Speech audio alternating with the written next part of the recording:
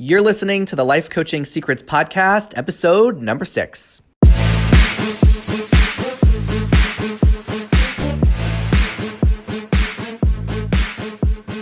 Did you know that life coaches are needed now more than ever? I'm Frank Macri, founder of Thriving Coach Academy. I've trained over 1,000 coaches and helped them launch their own successful coaching businesses. If you want to make an incredible income and impact as a coach and have a lot of fun doing it, I'll show you exactly how to get it done. This is Life Coaching Secrets. Hello, coaches. How's it going? I am going to talk about the difference between coaching and coddling in this episode. Any of the coaches that I've trained know that I am very passionate about this topic. It is a topic I do not hear being talked about anywhere else in the coaching industry. And what inspired me to create this episode is I was talking with one of my clients recently, and she said after one of our sessions, "You know, Frank, I get pretty pissed off in sessions with you. I get triggered a lot." And I paused when she said that. I said, "Really?" And she said, "Yeah. And you know what? I get so much value from our work together. I learn so much about myself." And she went on to share how much she appreciated all of the ways that I challenged her in our sessions and how she appreciated that I would hold her to a high standard. And after the client shared this, it caused me to pause and reflect on not just their experience, but on many of my clients' experiences over recent years. I've noticed that I've been hearing feedback like this more recently than ever before. But when I got started as a coach, I never would hear my clients say that they ever felt pissed off or pushed or challenged in coaching sessions with me. And the irony is that my clients of recent years have been getting the best results that I've ever seen in my clients before. So I love coaching. I love this industry. I talk very highly about the power of coaching. And I do also believe that it is important to set a very high standard for what we deliver as coaches. I have very high expectations for my coaching and also all of the coaches in Thriving Coach Academy. And at Thriving Coach Academy, we raise the bar every single year. Every year, we raise the bar higher and higher for not just our coaches, but also our instructors. We are constantly up-leveling the way that we coach because I believe that it keeps us from ever becoming complacent in our work. Now, there is a very fine line between coaching and coddling, and it is extremely important to know the difference so that way you can show up as the best possible coach to your clients. Now, a lot of coaches out there, even trained coaches, they don't realize that they're slipping into coddling at times, and it's causing their clients to have a diminished coaching experience. So in this episode, I'm going to talk about what coddling is, what are the signs that you might be coddling your clients, and how to deeply coach them. So one story I'd love to share is I recently hired a fitness coach to help me get in better shape. And my fitness coach, they come to my house and they coach me on specific exercises to do and weights to lift, so that way I can put on some more muscle. And when I hired my fitness coach, I certainly did not hire them for them to like me or for them to make me feel good. I hired them because I wanted to get results. And I expected to experience pain because I know that whenever I'm experiencing pain, I'm growing in some capacity. Whenever I don't have discomfort in a session with my fitness coach, they know they've got to up the weights.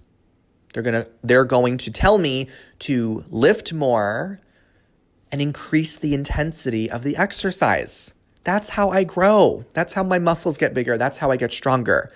Coaching people on their minds works the same exact way.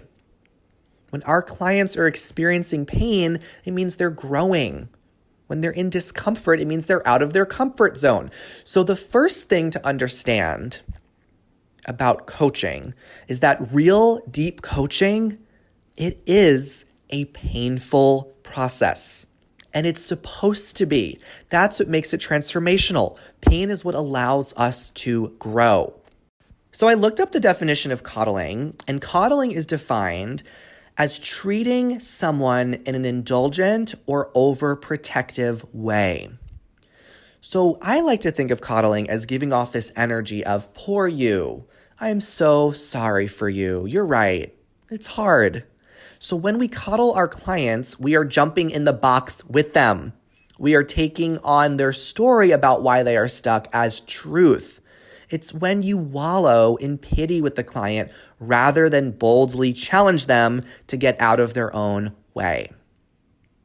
So how do you know if you may be coddling your clients? The first thing is just questioning how comfortable are your clients in sessions with you? Are they just coasting by? Are they indulging in their drama? Because if so, it means that you as the coach are allowing it. You might be coddling them without even having the intention to do so. Another way to know if you're coddling your client is to just look at their results. Look at the results they're getting from working with you. Look at the actions that they are taking outside of the session. Or maybe the lack of action that they're taking. Are they just feeling good in your session, but they're not doing anything outside of the session? That could be a sign that there's coddling happening. Now, you are not responsible for the impact of your coaching, nor the results that your clients get. That is not in your control, but you are expected to hold your client accountable and also reveal any inconsistencies in what they're saying and what they are doing.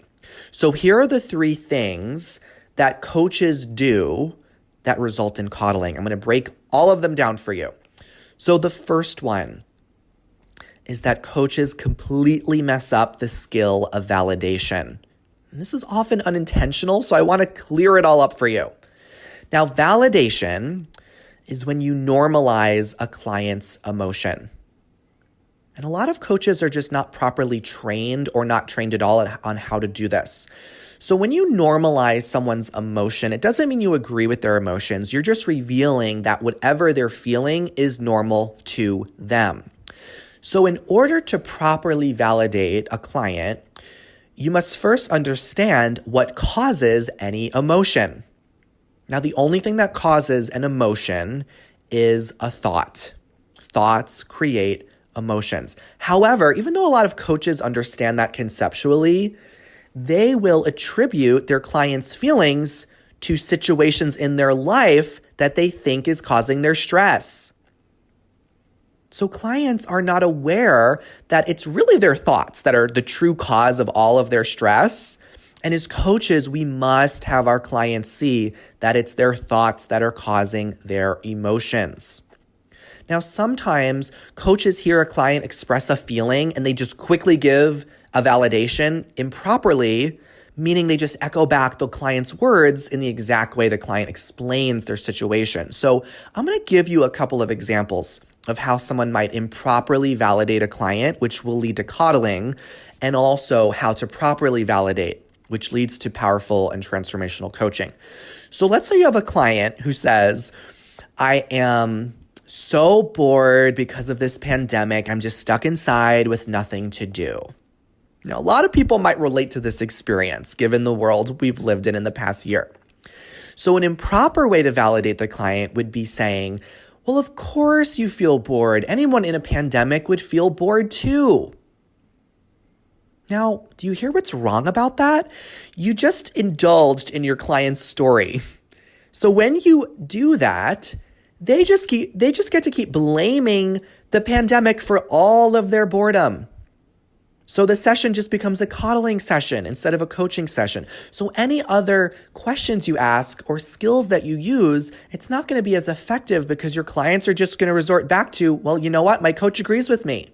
The pandemic is the reason why I'm bored. Now, I want you to listen to how a proper validation would sound and how it would make such a bigger difference for the client. So let's imagine client says the same thing. They're in the pandemic. They're like, I'm so bored because of the pandemic. I'm stuck inside with nothing to do. Here's what proper validation sounds like. Well, of course you're feeling bored when you're thinking that you're stuck with nothing to do. Do you hear the difference?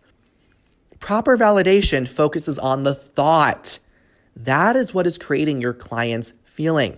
Now, a thought is just a sentence in our brain. It is never absolute truth. How do we know it's not truth? Because every single person on the planet would not agree with it. So I'm stuck with nothing to do. That's a thought. You don't have to have that thought about the pandemic. You can have any different buffet of thoughts available to you, which will allow you to feel any way that you want to feel.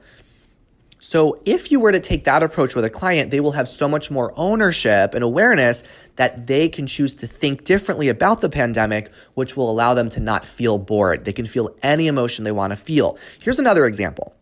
Let's say your client's saying, oh my gosh, I'm just so overwhelmed because I'm starting a business and I have a lot of work to do.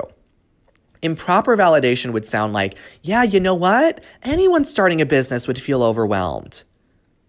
Period. Now listen, starting a business is neutral. It doesn't have any emotion until we start assigning thoughts to it. So a proper validation would be, well, of course you feel overwhelmed given that you have the thought, I have a lot of work to do. Right? Anyone who has the thought, I have a lot of work to do, of course they would feel overwhelmed. You see how the focus is on their thought, which is in their power and control, versus on the situation, the thing that is external to them. When you can validate how the client's thought is creating their emotion, they will take more responsibility of their experience. So improper validation leads to coddling your client. They do not take responsibility for their thoughts. They keep blaming their situation. So the second thing that coaches do that result in coddling is they don't challenge their clients. They keep their clients in their comfort zone rather than inviting them to step out of it. They might agree with their clients when they mention their struggles. Now, we do this a lot with our friends because we have no reason to really challenge our friends on their thoughts. But remember, coaching is not being someone's friend.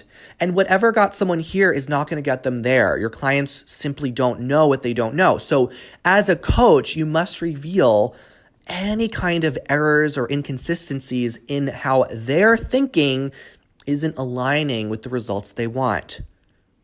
Challenging is one way to make sure you're not coddling your clients. The third thing that coaches do that result in coddling is they let their clients ramble on and on. They let them just repeat the same things over and over again because the coach is afraid to interrupt. Now, usually a coach would be afraid to interrupt a client if they have an assumption that interrupting is rude or bad, or interrupting will cause the client to feel unacknowledged. Now, it is important to not be afraid to interrupt or intrude while the client is talking when it means redirecting the conversation to keep it on track. This is interrupting in service of the client. So in a coaching session, you might have 25, 35, or 45 minutes. Letting your client ramble for even 2 minutes takes away from so much power that you can create in the session.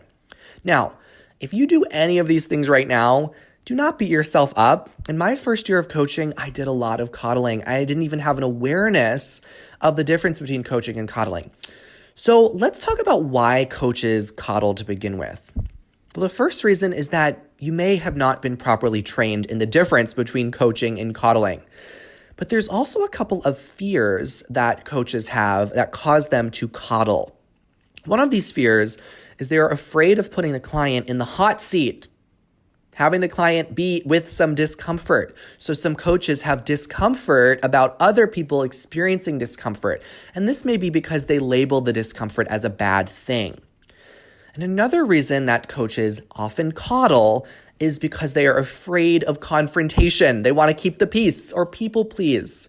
They want their client's approval.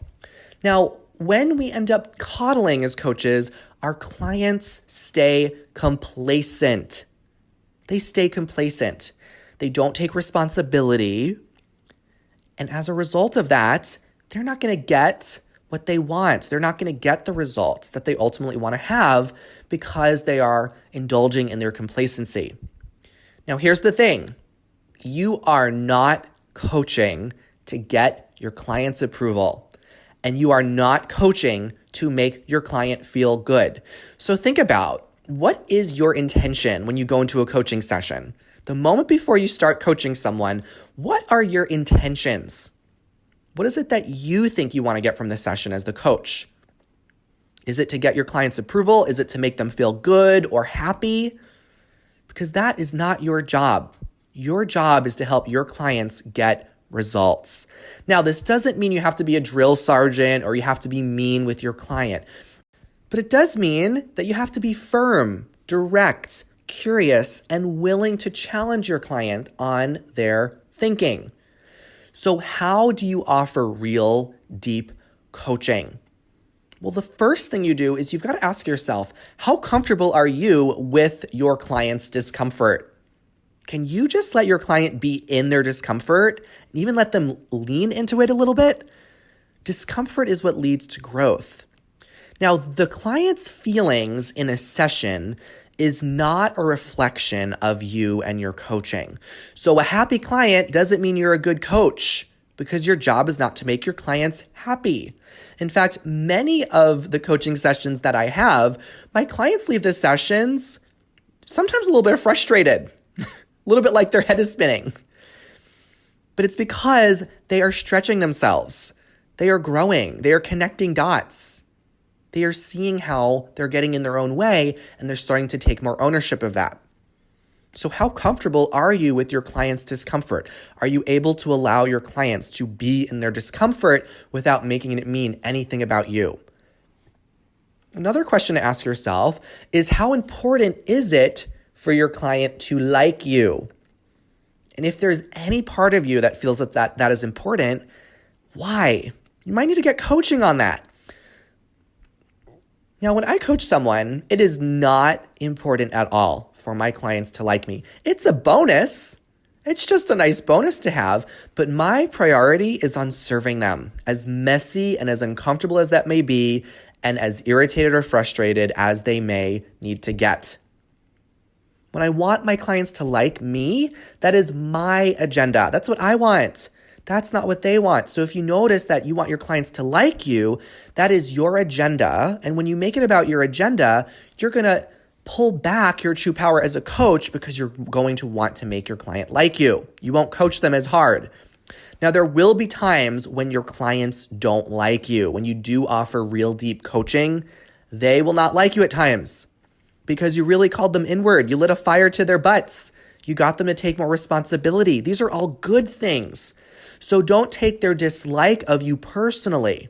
For example, with my fitness coach, I get a little bit annoyed at him when he tells me to do the workouts that I dislike the most. For example, lunges, my least favorite. So whenever he tells me I'm going to do lunges, I get a little bit pissed off at him. I say, why? Why do we have to do this? Why are you doing this to me? And he doesn't have any response to it. He just waits. He lets me have my little moment. And then I go do the exercise. And then I'm grateful for that, because that's why I hired him. So, of course, when I say that it's okay for your clients not to like you, I don't mean to be disrespectful or mean to your clients.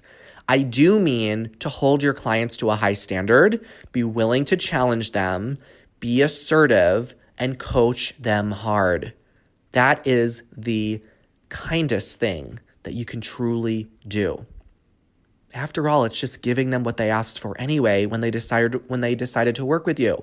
So if you find that you want your clients to like you or approve of you, it might be helpful to think the thought, I am totally okay with my clients not liking me. Go into your sessions as a whole, complete person, not feeling like you need your client's approval to feel any better about yourself. Now, another way to offer real deep coaching is by noticing the way that you see your client, meaning the lens that you see them through. It is essential that you see your clients as capable and resourceful beings. You must see them as the creator of their life, meaning at the cause of their life, not at the effect. not victims to their circumstances. So when your clients start to work with you, they're going to have lots of drama and lots of stories and lots of things that they're blaming for all their emotions and why they're not moving forward. Do not get sucked into the story. Listening to a client is very different from when you listen to your friends and your family, right? So listen to the way that your client is orienting themselves in their story. How are they making themselves at the effect of their circumstances, and what would it take for them to really be in the driver's seat?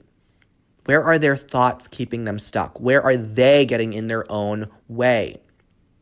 And question that, examine it, challenge your clients on their thoughts. One of my favorite questions to ask is, how true is that?